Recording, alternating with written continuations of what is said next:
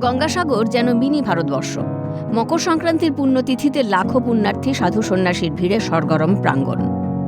এবার গঙ্গাসাগরে আসা পুণ্যার্থীদের কাছে বাড়তি পাওনা বাংলার 7 মন্দির, যেখানে রয়েছে গঙ্গাসাগরের কপিলমুনির মন্দির থেকে শুরু করে কালীঘাট, দক্ষিণেশ্বর, বেলুর মঠ, দীঘার জগন্নাথ ধাম, তারাপীঠ মন্দির ও দার্জিলিংয়ের মহাকাল মন্দির।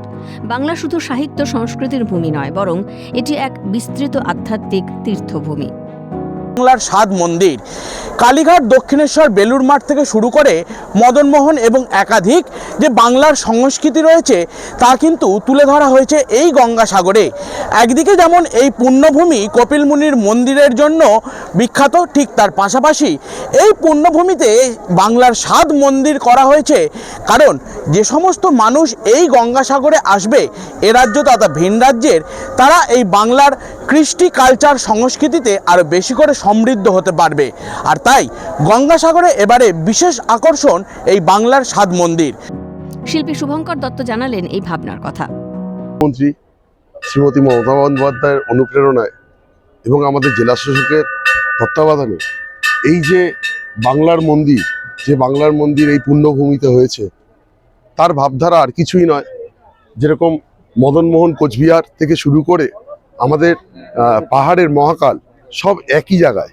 তো এই পুণ্যভূমিতে দর্শনার্থীরা আসবে, এবং শুধু বাংলা নয়, এখানে সমগ্র গঙ্গাসাগর মানে এমন এক জায়গা যেখানে ওয়ার্ল্ড ওয়াইড, ঠিক আছে, ভিউয়ার তারা আসবে, তারা ভিজিট করবে এবং তারা জানতে পারবে বাংলার মন্দিরগুলো কত সুন্দর, এবং প্যারালালি কপিলমুনি মন্দির দর্শন করবে এবং বাড়ি যাওয়ার সময় এটা দেখে ফিরবে। এটাকেই মাথায় রেখে এই কাজ করা।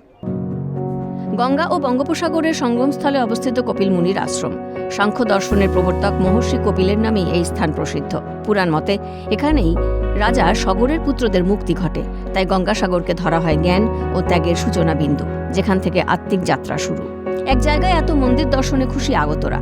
পাশাপাশি কেদারনাথ থেকে আসা এক সাধু জানালেন, বাংলায় শক্তিস্থলের প্রচার কম।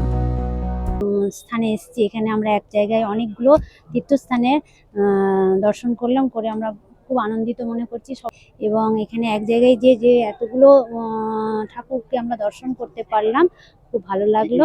এখানে প্রথমে আমরা ইস্কন মন্দিরটাকে দেখলাম, ওখানে তারপরে কালীঘাটের মন্দির আছে, ওখানে জগন্নাথপুরী ধাম আছে, আবার এখানে তারাপীঠ, দক্ষিণেশ্বর মন্দির, মদনমোহন মন্দির। ভালো লাগছে, আগের থেকে অনেক সুন্দর হয়েছে শুনেছি, কিন্তু দেখিনি, এই দেখলাম। খুব ভালো লাগছে। কি কি দেখলেন? দেখলাম হচ্ছে আপনার জগন্নাথ মন্দির দেখলাম, ওখানে তারাপীঠ, দক্ষিণেশ্বর। ভালো লাগছে, প্রথম এলাম, এত সুন্দর পরিষেবা, এত কিছু, খুব ভালো লেগেছে। মেলায় এসে খুব সুন্দর লাগলো। তার সঙ্গে সঙ্গে পাশাপাশি আমাদের পশ্চিমবাংলার যে ঐতিহ্যগুলো, যে মন্দিরগুলো দেখছি, এখানে এসে এক জায়গায় আমরা ঠিকভাবে দেখতে পাচ্ছি, সুন্দর লাগছে। আশেপাশে আমাদের যারা ভক্তরা দেখছে, তারাও এর সম্বন্ধে পুরো জানবে। ভারতবর্ষের ভিতর সবথেকে আমাদের পশ্চিমবাংলায় তীর্থযাত্রার স্থান কিন্তু অনেকটা বেশি, কিন্তু প্রচার নেই। যেমন 52 কালী, তার ভিতরে সবথেকে বেশি আমাদের পশ্চিমবাংলার ভিতরে যেগুলি মন্দির স্থানগুলো, আমাদের বাংলায় প্রচার খুবই কম।